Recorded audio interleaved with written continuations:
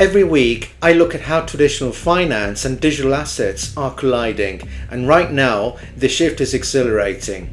Bitcoin and Ethereum ETFs are attracting institutional money, sovereign funds are testing allocations, and regulators are finally giving clearer signals.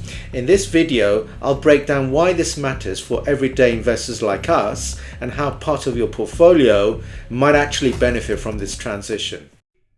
Okay, so here is the reasons why investors ought to start allocating some of their physical analog 20th century wealth that they've built during their lifetimes into digital assets. The top one in the list is around corporate treasuries. Now, what do I mean by this? We all probably have seen in many of our news media the likes of Michael Saylor. As we know, he is the CEO of MicroStrategy, now it's called Strategy, where he's actually spearheaded and vitalized on how they ought to review their corporate treasury reserves, because it's pretty much historically has always been dilutive instruments that these companies have in order to make money and position themselves to become more profitable. But as with everything, we are always faced against the enemy, which is inflation and those that have, and under their fingertips, the money printing machine. So how do these corporate treasuries face up to that challenge? Well, Michael Saylor have actually introduced the notion of the Bitcoin standard playbook, which pretty much means how to issue its own common stock in order to raise capital through debt, in order to buy in more Bitcoin, so he can continually to add those new positions into the Bitcoin stash that he has under his corporate balance sheet. And why this is so important is because given the fact that in January 2025 this year, the Financial Accounting Standards Body in the US have actually introduced new rules which will enable publicly listed corporations to start adding digital assets as an accretive asset into their balance sheet. What do I mean by that? Because before these new FASB rules have been introduced, the companies weren't at all able to acknowledge the accretive growth of those digital assets on their balance sheet. They were only able at best to record the cost of acquisition of those digital asset holdings in the balance sheet. Well, ever since the advent of these new rules, these new FASB rules, now the companies are able to not only add the acquisition cost of their digital asset holdings on their balance sheet, but also to recognize the accretive growth of those holdings. Now, this has actually allowed the rest of the US publicly listed companies to do that same thing as Michael has done his company.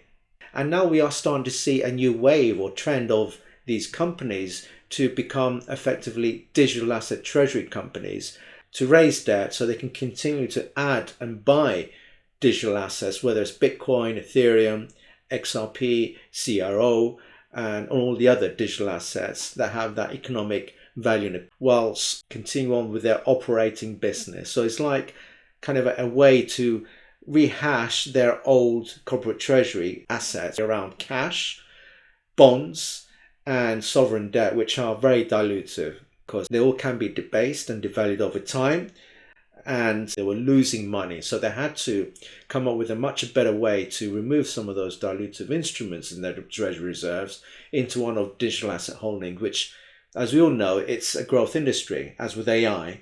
So it makes total sense to start enabling these companies to add digital assets in their balance sheets, spearheaded by Bitcoin and Michael Saylor. And now we've seen the same thing for adding Ethereum, XRP, CR into those balance sheets. So this is fantastic news because it helped draw in more capital efficiency, more capital allocations, more fintech players to be able to invest into the digital asset space. The next point why I think digital asset investors should invest into crypto from their portfolios is this notion of ETF RWAs. Now, we have seen a lot of other ways for corporations, even high net worth individuals who are, for whatever reason, unable to make allocations to crypto directly under self-custody or a cold storage wallet.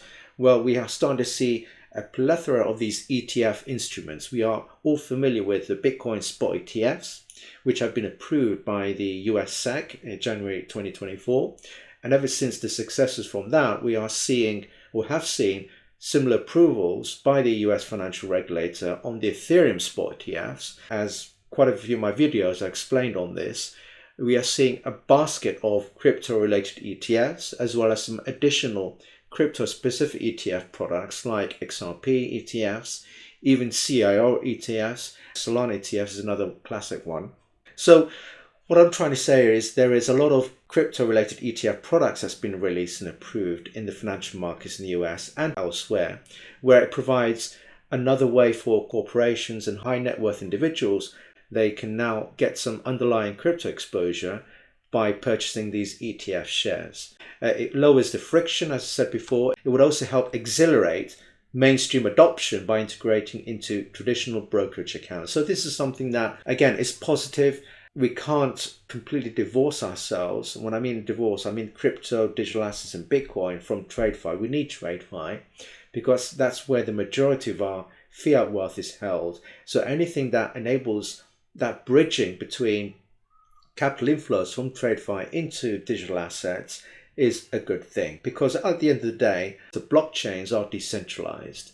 The next one is crypto-backed retirement mortgage access. Particularly in the US, they've now recently introduced some new ways to enable crypto to be used as collateral in retirement accounts or mortgages, which opens up new financial flexibility. It helps redefine personal finance planning with digital asset integration. Now, it does introduce and raise some interesting questions around risk management, valuation, and regulatory oversight. So what are the rules for acknowledging how much of the digital asset is going to be as a market-to-market value at the end of, let's say, when the retirement account matures, right? So I think there's going to be some discussions and questions on how they should close that out. But I think overall, this, again, is another perfect way to embed crypto investments into our retirement planning. And this is something that I think is important, because we are starting to see a lot more capital inflows, a lot more investment into digital assets as a whole,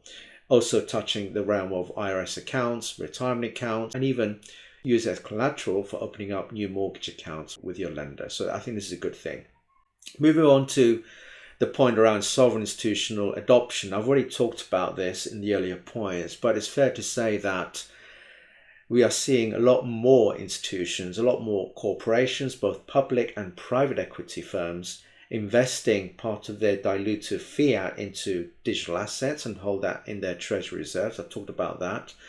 And why this is important, because it acts as a hedge against entropy, against inflation, particularly on inflation, because as I said earlier on, the reason why corporations are doing this, and maybe governments, is because there's just so much that's going on. A lot of geopolitical tension. There is unfortunately a couple of wars out there that's ongoing. We've got inflation, and there's a lot of shenanigans. So these are things that are just completely outside the control of any one nation state, even though they collude amongst themselves to make this happen and cause this entropy. I think we can all agree that. But for the rest of us, investors, retail investors particularly, I'm not so worried about the corporations. Well, this is all the more reason why we need to allocate some of our fiat wealth into crypto and Bitcoin. As I said, use it as a hedge against the chaos that we're in. And unfortunately, this is not going to go away anytime soon. So I can't emphasize enough why you should make those allocations, because, as I said here, it may lead to geopolitical and economic shifts in global capital flow. So there is no denying now that there's no escaping from digital assets and crypto. Together with AI, between the two, these are for me the most important, pivotal 21st century growth industries out there. There's no denying about that. And moving on to the next point around regulatory clarity in the US predominantly and abroad. Now, I have actually explained that this is an important shift for the current US administration to resolve, and they have resolved it. If you remember, again, I've explained in a few of my videos, we've got the Genius Act that's been approved now in the US in both the House of Representatives and in the Senate, which enables the rules of engagement, the level playing field for the private issuing stablecoin providers like Tether and Circle, which pretty much in effect enables to continue the US to remain the dominant reserve currency through stablecoins, and indeed can be leveraged by other fiat currencies to do the same thing. So there's going to be some copycatting going on there in other nation states to adopt a similar Genius Act in their own jurisdictions. Also, we've got the Clarity Act. Now, this is something that is still pending by the US to ratify, I believe, in the House of Representatives. What is a Clarity Act? In a nutshell, the Clarity Act is, again, similar to the Genius Act for stablecoins, but to set the level playing field for how to govern the rest of the digital asset tokens in the US, because without that regulatory clarity, we won't have fintech players coming in to establish their businesses in order to implement brand new native blockchain coin projects like Crow. You've got XRP as an example, we've got Solana, we've got Ethereum, and the rest of the hundreds and thousands tokens out there. Without this Clarity Act, we won't see those capital inflows and innovation taking up momentum and speed. And also, it's not just for the fintech operators, but also to enable users, because at the end of the day, we need to have assurances and the consumer protection rights over our digital asset holdings with these fintech players, with these blockchain companies. And this is quite imminent because I'm hearing that the US are close to approving that. And what will be interesting is, given that the nature of the blockchains is global, we need to have similar clarity regulations in other jurisdictions, which I think will follow, because as we all know, whatever the US does is a done deal for the rest of the jurisdictions out there to follow suit. And this is something that we're going to be seeing quite shortly. Now, the next reason, if you look at the Bitcoin specifically, it is dubbed as that programmed scarcity. What do I mean by programmed scarcity? Well, it has a fixed supply of 21 million coins, which is a perfect way to hedge against inflation and currency debasement. It encourages certainly that long-term capital holding. It's dubbed as the digital gold of money. The scarcity narrative, as it says here, certainly drives both retail and institutional interest. Now, I have covered quite extensively what is Bitcoin, and also I provide a lot of macro updates on driving Bitcoin. So if you subscribe to my channel, you'll have a ton of videos that will give you that insight. But it's fair to say that what we're seeing, if you look at this 16-year trajectory of Bitcoin, we always have seen those higher highs and higher lows, but overall is always heading up. And I think that is driven predominantly by this scarcity attribute of this 21 million capped supply. That's what makes it wonderfully unique in contrast with other digital asset tokens, which for me are mostly utility value, not as a monetary value. For me, that is Bitcoin. And all the more reason why investors need to take heed and make those allocations in their portfolios into Bitcoin. The next point, I'm not going to talk about too much, this macro hedge versus money expansion. In a nutshell, as I said, we are always up against the common denominator. What is the enemy? The cost of capital and inflation. We are always going to be under the hamster flywheel, if you like, in the cage, trying to run as fast as we can to get our bread and butter and earn that wage, if you look at it from a personal, individual standpoint.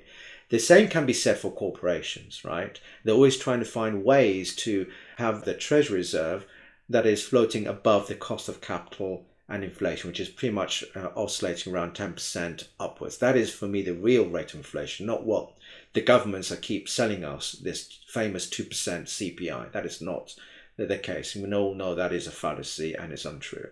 It's in a double-digit teen. That is the true rate of inflation and thereby the true cost of capital that we need to always work against. So for those reasons, we need to think about other non-dilutive ways to remain above water, remain above inflation, the nominal 10%. And digital assets is certainly one of those areas where we can, if we do it correctly, I insist, we do our research and pick the relevant digital asset coin projects. You need to add Bitcoin, but I always like to investigate a couple of others that will enable me to speculate in the short to medium term in order to make money and certainly to beat that cost of capital, which is the 10% plus. So, and also it's a hedge against chaos and everything else with it. The shenanigans, the black swan events, the wars, the chaos, those are the things that will never ever go away. And for that reason, we need to find non-dilutive means to safeguard our own personal finances and thereby own sovereign independence to do the right thing, because we shouldn't ever fall under the protection or guidance, let's say, of our governments. They may have well good intentions, But at the end of the day, as individuals and retail investors, we need to always adopt to our own devices when it comes to protecting our wealth. The next point is real-world asset tokenization is another important theme that I have set up in my channel, because for me, we talked about Bitcoin as that global monetary hedge against inflation. So we're clear about that. But what about the rest of the digital assets? For me, it mostly is about how we can transpose some of the physical and analog wealth, the real estate, the commodities, the equities, the bond market, how we can transpose that into the digital assets realm. And this is done by real-world assets tokenization. And this is the only way where we can actually, again, safeguard and protect ourselves away from TradeFi. So anything that steps into the digital assets realm, it's decentralized. And that is where we have more of a protection. I insist, only if you pick the right set of coin projects, those real-world assets coin projects. For me, I've made some bets on what those interesting RWA coin projects could be. It could be Ethereum Solana, if you're thinking about smart contracts, which we all need to make these coin projects alive and relevant. We need to have smart contracts. So looking into Ethereum Solana could be interesting. Even Stacks is the layer 2 Bitcoin sidechain that is starting to introduce smart contract programmability capability in the Bitcoin network. You need to think about the oracles, maybe Chainlink and Pyth. Again, I made a video explaining that. That is something that would bring in real life data from the analog world into the smart contracts, digital assets realm. Because the blockchain in its native form, it doesn't have any real life data. So that's the reason why oracles exist. So maybe looking to Chainlink is another option. Then you have XRP, you have Crow, other interesting utility tokens that maybe we can use as that speculative short to medium term gain, right? Which is how I'm positioning RWA. So RWAs are here to stay. It's not just looking at how we can tokenize financial instruments like tokenized treasuries or even tokenized private credit on chain, but also tokenizing everything else out there that has that economic value: real estate, commodities, arts and collectibles. You could be that famous basketball team, football team that you're a fan of. Anything that has economic value in TradeFi, in the analog world, can easily be tokenized and create representations on the blockchain. This is what real-world assets tokenization is all about. And I encourage you to subscribe to my channel and specifically look into the separate podcast on RWA Revolution, where I provide oodles of videos on what could be those emerging new RWA coin projects that we need to be mindful about and watch out for. And I continue to add new videos and insights into that podcast series. The next one, which is important, are stablecoin. It's like the digital assets payment rail system, where it's trying to not compete with the fiat currencies. In fact, it's trying to strengthen and extend their life on the digital assets realm. So we got the US dollar, which is represented by Tether and Circle.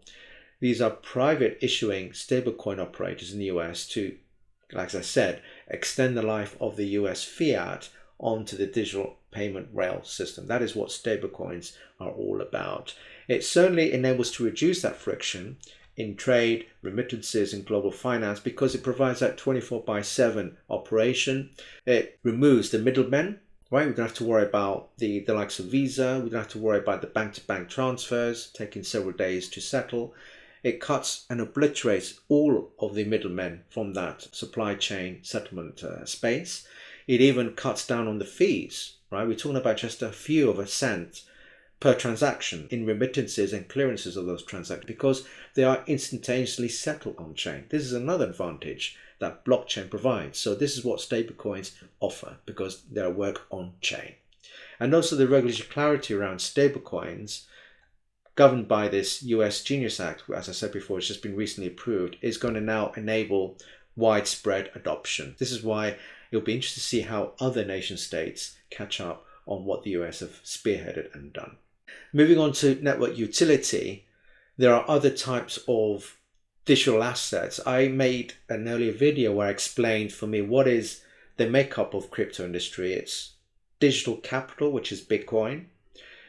digital security, which are the RWA coin projects that have a financial value that we would like to tokenize on chain. Could be those financial instruments. I talked about tokenized treasuries, tokenized credit. That is for me digital securities.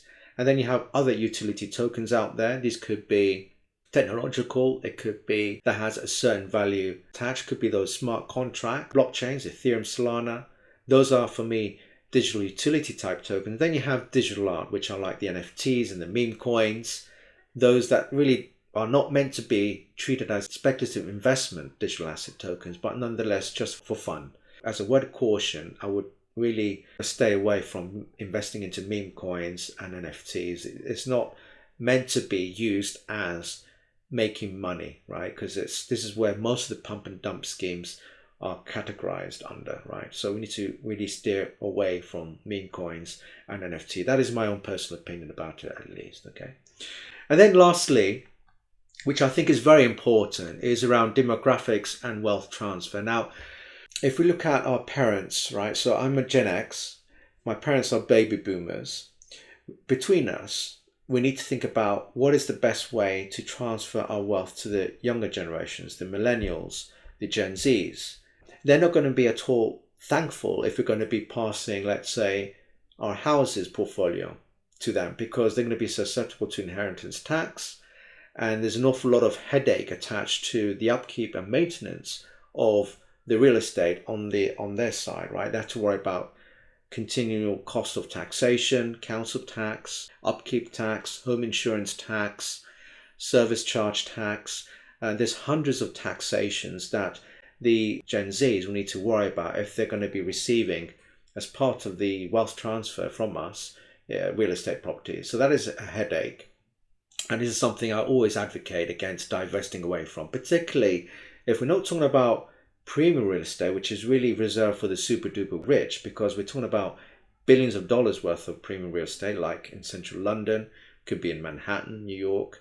If we're not talking about those, then every other type of real estate, then we should just certainly divest away from and just put it into digital assets. For me, Bitcoin will make sense, right? And just pass that on to your next of kin. That will make sense. That is an example of what I mean by how you would transfer some of your physical analog wealth into digital wealth, which is what these younger generation will be hoping for, rather than the brick and mortar real estate, which is just going to add more pain and headache from a taxation perspective. So we need to think about beefing up the digital assets knowledge to those baby boomers to familiarize themselves and think about how to best transfer their analog wealth that they built during their lifetime to their next of kin. And it has to be digital assets focused, right? For the reason I've just mentioned. So this is going to be something that they need to start scratching their heads and just reflect on what is the best way to do that, and would be my advice. So I've talked an awful lot about the reasons and the areas justifying why the viewers here of this video and this channel, they need to, if they haven't, allocate part of their wealth into digital assets, because there's an awful lot that's going on and the sentiment is certainly going to be bullish in the coming years. If you look at it in its entire mid to long term trajectory, it can only go up. Now, there's always going to be, as with many type of investments and assets, short-term volatility along the way. There's always going to be peaks and troughs, right? It's going to be higher highs, higher lows. But we are confident that as an industry, it's a hot potato and it's going to be on the exponential rise on the upside. So that is really the message and potential that I'd like to leave for the rest of you who aren't at the moment digital asset holders, to start thinking about certainly allocating at least a proportionate amount of their physical analog wealth in their portfolios into digital assets. For me, Bitcoin needs to be one of them as the ultimate long-term hedge vehicle, and maybe one or two interesting RWA coin projects that you can speculate in order to draw out the gains from those investments in the short to medium term. That would be my advice, but you need to do some research. If you tap into some of my videos, I'll give you some suggestions. But as with every investment, there's always going to be that caveat where you need to do that research and do your own legwork just to satisfy yourselves that is the right coin project for you. So that's all I'd like to leave you today. If you enjoyed today's episode, please don't forget the like button, to share the video to colleagues, friends and family. And if you haven't done so already, please subscribe to my channel, as I regularly publish some interesting videos such as these. anything to do with Bitcoin, blockchain technology, and the future of finance. So till next time.